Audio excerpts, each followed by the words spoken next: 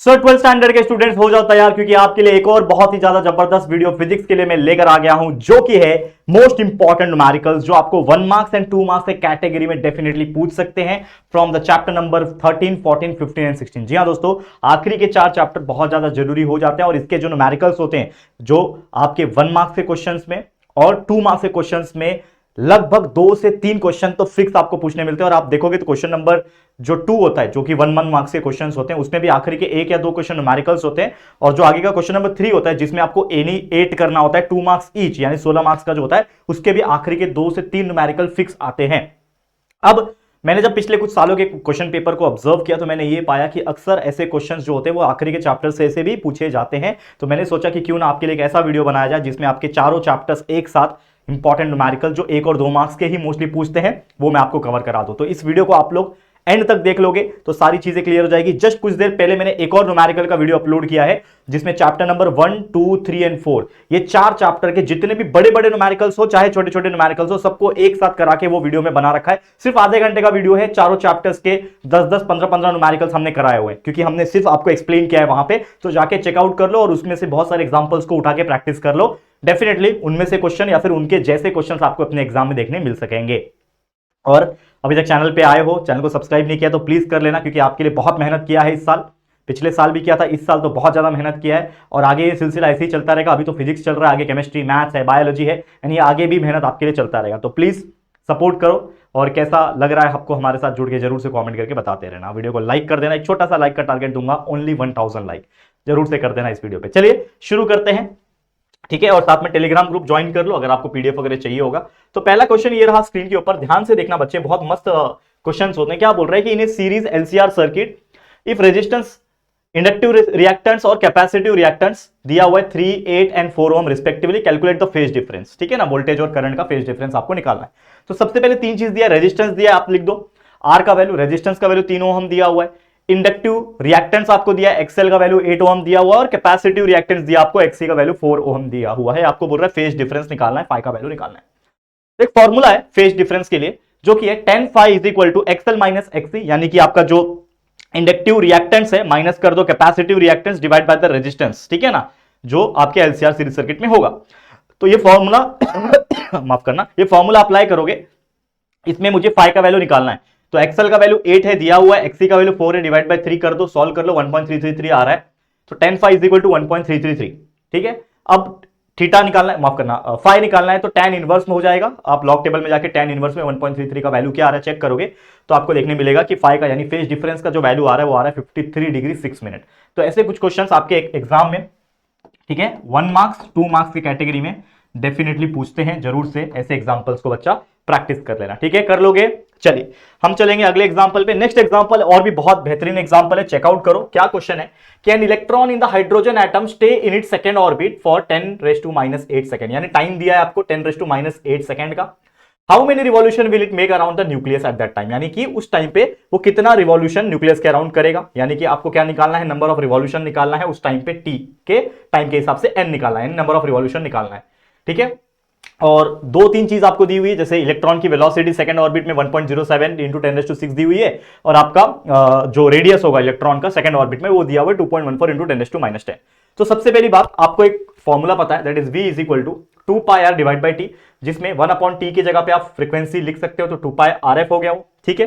तो second orbit की बात हो रही है यहां पे, तो सेकंड ऑर्बिट के हिसाब से आपका v हो जाएगा v2 और 2π रेडियस हो जाएगा r2 और f रहेगा। अब आप देखोगे मुझे चाहिए आपका f का value, that is nothing but your क्या, ये है आपका फ्रीक्वेंसी का वैल्यू, ठीक है ना। तो f के फॉर्म में अगर मैं लिखूं तो ये v2 उधर ही रहेगा, 2πr2 नीचे चले जाएगा, तो f will be equal to v2 upon 2πr2, ठीक है। अब यहां पे मेरा, इसको मैं अब इक्वेशन नंबर 1 मान के चलना चल सकते, कोई दिक्कत की बात नहीं है। लेकिन मैं नंबर ऑफ रिवॉल्यूशंस की जब बात कर रहा हूं टाइम t के हिसाब से, तो मेरा फॉर्मूला है n is equal to f multiply by t, ठीक है, that is frequency multiply by your time, number of revolution की जब मैं बात करता हूं। तो इसमें f का वैल्यू तो यहां से सीधा उठा लूंगा, v2 अपॉन 2πr2 डाल दिया, f के जगह पे v2 अपॉन 2πr2 और multiply by the time which is given, that is 10⁻⁸। तो v2 आपको दिया है 1.07 इंटू 10⁻⁶ दिया था, मल्टीप्लाई बाय टाइम 10⁻⁸ दिया हुआ है, divide by the 2π, 2 multiply by pi का वैल्यू 3.14 ले लो, multiply by the radius which is given here 2.14 into 10⁻⁻10। इन सारे वैल्यूज को एक साथ मल्टीप्लाई करके देखो सिंप्लीफाई करो, आपको ये वैल्यू दिखेगा। मैंने पहले से करके सॉल्व करके रखा है आपके लिए ताकि टाइम बचा सकूं, क्योंकि मैं चाहता हूं कि इसको 10-15 मिनट के अंदर मैं आपको ये वीडियो दे दूं और आप इस वीडियो को देखने के बाद फटाफट से इन एग्जांपल्स को प्रैक्टिस कर लो, क्योंकि आपका टाइम मैं बचाता हूं। आप मानोगे नहीं, लेकिन आपका टाइम मैं बहुत बचाता हूं। चेकआउट करना, मजा आएगा आप लोग को। ठीक है, सारे वीडियोस जो अपलोडेड है ऑलरेडी, कई सारे video most important numericals on chapter 1 2 3 4 सारे। एक लाइव हमने लिया था जिसमें संजीव पांडे सर, जो हमारे फिजिक्स के टीचर, एक्सपर्ट टीचर है यहाँ पे, उन्होंने पूरे चैप्टर्स के सारे न्यूमेरिकल्स एक लाइव में कराए। वो लाइव भी जाके देख लो, अभी एक दिन पहले हुआ है। उसके एक दिन पहले एक लाइव हुआ था जिसमें सारे चैप्टर्स के एमसीक्यू हमने कराए। फिर इंपॉर्टेंट वीडियोस की बात करो, इसी वीडियो सेक्शन में थोड़ा स्क्रॉल करना, 2-3 दिन के अंदर हमने इतने वीडियोस डाले हैं फिजिक्स के लिए, जिसमें सारे important 1 marks question, super 33 question डाले थे। फिर सारे इंपॉर्टेंट 2 मार्क्स क्वेश्चन थियरी वाले सारे देख लो जाके। डिस्टिंग्विश बिटवीन डाल दिया, जो सारे डिस्टिंग्विश बिटवीन आ सकते हैं, और पूछा भी है।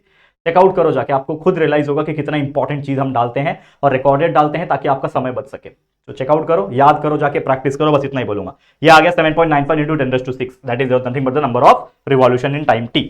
नेक्स्ट क्वेश्चन एक और पूछा गया है, that is in A photo electric experiment the stopping potential is given 1.5 volt, what is the maximum kinetic energy of A photo electron. तो बेसिकली हम लोगों को क्या दिया है, दैट इज आपका स्टॉपिंग पोटेंशियल का वैल्यू दिया है 1.5 वोल्ट दिया हुआ है, आपका काइनेटिक एनर्जी मैक्सिमम हमें निकालना है। तो फॉर्मूला होता है काइनेटिक एनर्जी मैक्सिमम का, जो कि होता है E multiply by V S, is nothing but the mass of electron. E का वैल्यू हम सब लोग जानते हैं, दैट इज 1.6 इंटू 10⁻⁹, सभी लोग जानते होंगे। स्टॉपिंग पोटेंशियल का वैल्यू दिया है, दोनों को मल्टीप्लाई कर देना, कितना आसान है, आ गया आपका आंसर। 2 मार्क्स के लिए क्वेश्चन पूछ सकता है, 1 मार्क्स के हिसाब से भी कभी कभार पूछ सकता है, तो जरूर से प्रैक्टिस कर लेना ऐसे एग्जांपल्स को, मजा आ जाएगा और कुछ है नहीं भाई।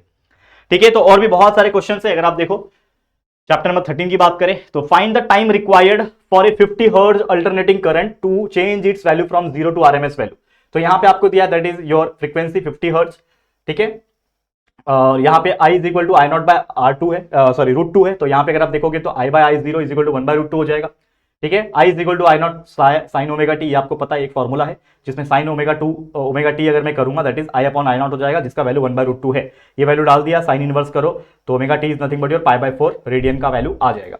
अब 2πft इज इक्वल टू π/4 हो जाएगा, जिसमें अगर आप देखोगे तो π/4 इधर ही रखता हूं मैं, टी इधर रखता हूं और 2πf को इधर भेज दूंगा तो डिवाइड हो जाएगा। तो π/4 डिवाइड बाय 2πf, तो यहां पे अगर आप देखोगे तो हमारा टी का वैल्यू क्या बच रहा है, सिर्फ 1/8 पाई, यानी कि सॉरी पाई कैंसिल हो गया, 1/4 टू 8 और ये f बचेगा, तो 1/8f बचा, मल्टीप्लाई कर दो तो 1/8 मल्टीप्लाई बाय f का वैल्यू 50 है, डाल दिया, कैलकुलेट किया तो आ गया 2.5 इंटू 10⁻³ सेकंड। तो इसको भी प्रैक्टिस कर लेना, ये ऐसे इंपॉर्टेंट न्यूमेरिकल्स है कि बहुत काम आएंगे। एलसीआर सर्किट की बात करूं, चैप्टर 13 की ही बात हो रही है। 10 ओम दिया हुआ है आपको रेजिस्टेंस, रिएक्टेंस दिया हुआ है 7√2 ohm. What is the impedance of the circuit. Impedance के लिए फॉर्मूला पहली बात तो गिवन लिख लो, रेजिस्टेंस 10 ओम दिया हुआ है एंड आपका टोटल रिएक्टेंस दिया हुआ है that is XL minus XC का वैल्यू 7√2 दिया है। इंपीडेंस का वैल्यू क्या होता है, Z का वैल्यू कैसे निकालोगे, फॉर्मूला होता है that is √R² plus mod में XL माइनस XC का स्क्वायर। तो ऑब्वियसली आपको टोटल रिएक्टेंस का वैल्यू दिया हुआ है 7√2, रेजिस्टेंस दिया, इसका दोनों का स्क्वायर कर लो, आगे 100 प्लस 98, 198 किसका स्क्वायर है 14 का, तो 14.07 समथिंग कुछ आ रहा है वैल्यू। ठीक है ना, समझ में आ रहा है। 196 होता है 14 का, लेकिन 198 के हिसाब से 14.07 समथिंग ओम आएगा, देख लो। एक और क्वेश्चन है, एक कॉइल ऑफ रेजिस्टेंस 10 ओम दिया हुआ है, इंडक्टेंस दिया हुआ है 100 millihenry and a capacitor variable capacitance collected across 20 volt 50 hertz AC supply, what capacitance will the resonance occurs। कौन से कितने कैपेसिटेंस पे रेजोनेंस होगा। तो अगेन R का वैल्यू दिया है, L का वैल्यू दिया हुआ है, कन्वर्ट कर लिया हेनरी में। ठीक है, 10⁻³ मल्टीप्लाई करके दैट इज योर वैल्यू दिया हुआ है 20 वोल्ट का पोटेंशियल डिफरेंस। ठीक है ना, variable capacitance collected across 20 volt ये दिया हुआ है आपको, और ये आपका दिया हुआ है दैट इज फ्रीक्वेंसी। तो कैपेसिटेंस के लिए फॉर्मूला हो जाएगा 1/4 pi square FR² into L। ठीक है ना, तो अगेन 1/π4 ले लिया, पाई का वैल्यू 3.14 ले लिया, फ्रीक्वेंसी आपको 50 दी हुई थी, एल का वैल्यू आपको दिया हुआ है दैट इज 10⁻⁻1 हेनरी, डाल दिया, कैलकुलेट किया, आ गया आंसर। माइक्रो फैराड में आंसर निकाला है हमने वैसे। ठीक है, 0.000101 आ रहा था फैराड में, तो इसको 10⁻³ से मल्टीप्लाई कर दोगे तो आपका ये आ जाएगा 101 पॉइंट समथिंग कुछ आएगा, तो वो माइक्रो फैराड में आ जाएगा। ठीक है, चलो कोई दिक्कत की बात नहीं। नेक्स्ट है, what is the capacitive reactance of a capacitor 5 microfarad at frequency of 150 hertz and 2 second आपको 20 किलो। तो दो चीज आपको पूछा हुआ है, सबसे पहले आपको कैपेसिटेंस दिया हुआ है माइक्रोफैराड में, उसको फैराड में कन्वर्ट किया 10⁻⁶ से मल्टीप्लाई करके। 50 हर्ट्ज का फ्रीक्वेंसी आपको पहले में दिया है, दूसरे में आपको 20 हर्ट्ज का दिया है। ठीक है, तो आप इसको कन्वर्ट कर सकते हो, ये किलो हर्ट्ज में दिया था उसको हमने हर्ट्ज में कन्वर्ट किया सबसे पहले। फॉर्मूला है that is your capacitive reactance का, दैट इज 1/2π F1C डाल दिया, फर्स्ट फ्रीक्वेंसी है ना, X1 निकाल रहा हूं इसके लिए फर्स्ट डाला, तो 1/2π F का वैल्यू फर्स्ट के लिए कितना है 50 है, तो डाल दिया 50 और multiply by that is your C का वैल्यू कैपेसिटेंस का 5 × 10⁻⁶ कैलकुलेट किया तो आपको मिल गया कैपेसिटिव रिएक्टेंस फर्स्ट वन के लिए मिल गया, ठीक है, ये आपका आ गया 636.9 ओम। वैसे आप सेकंड के लिए निकाल लो, बस फर्क कितना रहेगा, यहाँ पे फ्रीक्वेंसी का वैल्यू आपको 20 लेना है और कुछ नहीं, डाल दो, कैलकुलेट करो, आ गया 1.592 ओम। तो ऐसे क्वेश्चंस भी बनेंगे, डेफिनेटली इन एग्जांपल्स को प्रैक्टिस करो। अगेन हाथ जोड़ के बोल रहा हूँ, प्रैक्टिस करो, प्रैक्टिस से ही होगा। कितना भी मैं वीडियो बना के समझा लूं, लेकिन जब तक आप खुद से इसको देख के प्रैक्टिस नहीं करोगे तब तक कुछ नहीं हो सकता। नेक्स्ट क्वेश्चन यहाँ पे ध्यान दो, क्या बोल रहे हैं, चैप्टर नंबर 14 से यहाँ से शुरू हो रहा है। आप देखोगे, find the kinetic energy of emitted electron in photo electric effect, energy of incident photon 4 electron volt and work function is 2.4 electron volt, ठीक है। तो यहाँ पे आपको दिया हुआ है, ठीक है,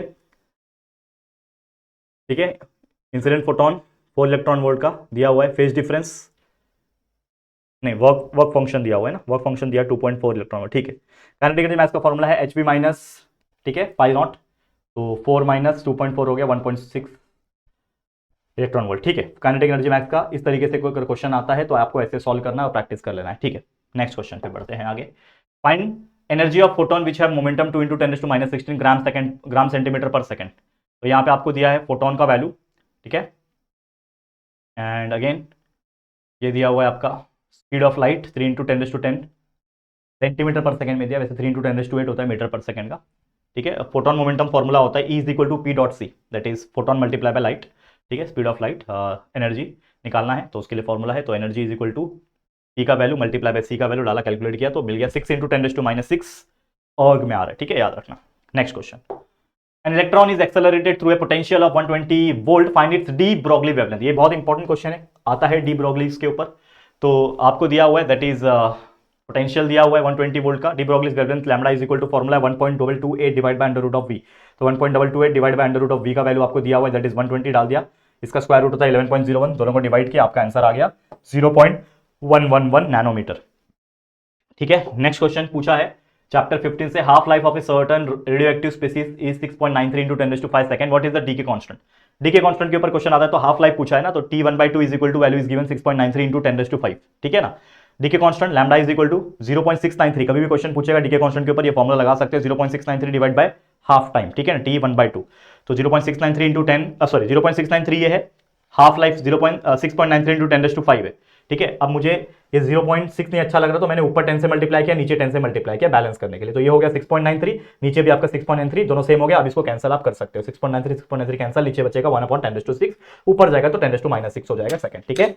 तो 10⁻6 सेकंड इसका आंसर आ रहा है। क्लियर, समझ में आ रहा है, उम्मीद कर रहा हूं आपको ये क्वेश्चन भी क्लियर हो गया होगा। नेक्स्ट क्वेश्चन पे चलते हैं। अगला क्वेश्चन है, the linear momentum of the particle is 6.63 kg/s, calculate the D Broglie's wavelength again, ठीक है। तो यहां पे आपको दिया हुआ है लीनियर मोमेंटम पार्टिकल का 6.63 kg/s दिया हुआ है, और डी ब्रोगली वेवलेंथ, तो अगर आपको लीनियर मोमेंटम पूछा है दिया हुआ रहेगा तो आप डी ब्रोगली वेवलेंथ का लैम्डा का ये फॉर्मूला डालोगे दैट इज H/P, तो यहां पे आपका H का वैल्यू जो दिया हुआ है, ठीक है, अगेन, ठीक है, दैट इज 6.63 × 10⁻34 होता है, ठीक है, H का वैल्यू, और P का वैल्यू दिया है 6.33, डिवाइड किया तो आ जाएगा lambda is equal to 10⁻34 metre, ठीक है। ये आ गया आपका डी ब्रोगली वेवलेंथ का वैल्यू।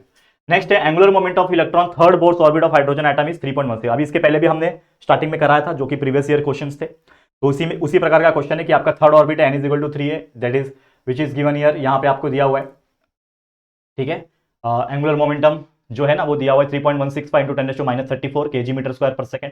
उसके अलावा फ्लैंक्स कांस्टेंट आपको क्वेश्चन पूछा है, तो एक फॉर्मूला है दैट इज फ्लैंक्स कांस्टेंट के लिए 2π/ln डिवाइड बाय n, तो यहाँ पे 2π/ln मतलब L3 रहने वाला है आपका, और n इज इक्वल टू 3 रहने वाला है, तो डाल दिया वो वैल्यू जो हमें दिया था और n की जगह पे 3 डाल दिया, इसको पूरे को कैलकुलेट किया तो हमें फ्लैंक्स कांस्टेंट का वैल्यू 6.63 × 10⁻34 जूल सेकंड हमें वैल्यू मिल जाएगा।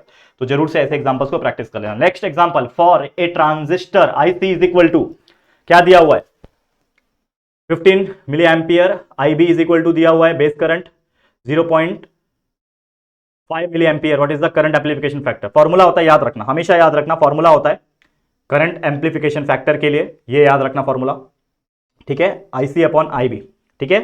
तो ये दिया हुआ है IC का वैल्यू 15 मिली एम्पियर और बेस करंट का दिया हुआ 0.5, दोनों को डिवाइड किया 30 आ गया। तो ये क्वेश्चन बहुत इंपॉर्टेंट है, प्रैक्टिस कर लेना, होपफुली इस बार देखने में मिल जाए, ठीक है। नेक्स्ट क्वेश्चन पे चलते हैं, आखिरी क्वेश्चन है, इसको भी देख लो कि ये कॉमन बेस कनेक्शन है, द एमिटर करंट दिया हुआ है 6.28 एम्पियर का, कलेक्टर करंट दिया हुआ है 6.28 मिली एम्पियर का, और common base DC current gain हमें निकालना है। तो आपको आई का वैल्यू दिया हुआ है एमिटर करंट का, और दूसरा आपको कलेक्टर करंट का दिया हुआ है 6.2 मिली एम्पियर। फॉर्मूला होता है, याद रखना, कभी भी याद रखना, common base DC current gain को बोलते हैं हम लोग अल्फा डीसी, ठीक है, अल्फा। तो IC बाय आई मेरा फॉर्मूला हो जाएगा। यहां पे दोनों में फर्क क्या है, यहां पे आपका दैट इज बीटा हमने लिया, that is your amplification factor, current amplification factor आया तो IC बाय आई भी करना है, और यहां पे आपका IC बाय आई हो जाएगा, that is nothing but your common base current gain, ठीक है ना, करंट गेन होता है डीसी के लिए। तो फॉर्मूला IC बाय ई, IC का वैल्यू मैं जानता हूं, आई का वैल्यू मैं जानता हूं, दोनों को डिवाइड किया, आ गया आपका answer, that is your current gain का वैल्यू 0.987। तो यही सारे क्वेश्चन थे, जितने भी क्वेश्चन हमने यहां पे आज कराए हैं। अगर आप इसको एक बार प्रैक्टिस कर लोगे तो मैं गारंटी बोल सकता हूं कि इन चैप्टर्स में से जो भी क्वेश्चन न्यूमेरिकल्स पूछा जाएगा आप उसको सॉल्व कर पाओगे, क्योंकि ऑलमोस्ट कंसेप्ट भी आपका क्लियर हो गया होगा, और ऐसे टाइप के एग्जांपल्स अगर अभी जाके आप प्रैक्टिस करोगे तो डेफिनेटली आपको बहुत ज्यादा फायदा मिलने वाला है।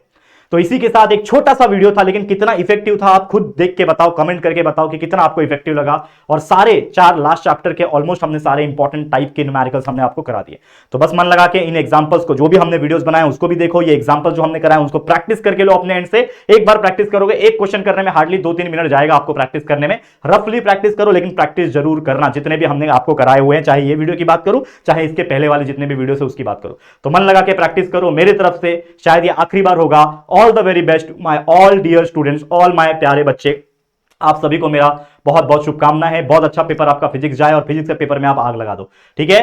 तो आज के लिए इतना ही। वीडियो अगर आपको अच्छा लगा है, हमारी मेहनत इतने दिनों में हमने जो की, अगर आपको पसंद आई है तो प्लीज इस चीज के लिए दिल से वीडियो को लाइक करो, एक बार शेयर करो अपने सभी दोस्तों के साथ, ताकि ये सभी वीडियोस उन तक पहुंच सके। तो प्लीज शेयर टू एवरीवन। और पहली बार आए हो चैनल पे, चैनल को सब्सक्राइब नहीं किया है तो फटाफट से चैनल को सब्सक्राइब करके बेल आइकन को प्रेस कर देना, ठीक है दोस्तों। चलो फिर जल्दी मुलाकात होगी आपके साथ किसी और नए वीडियो में, तब तक के लिए thank you and good bye.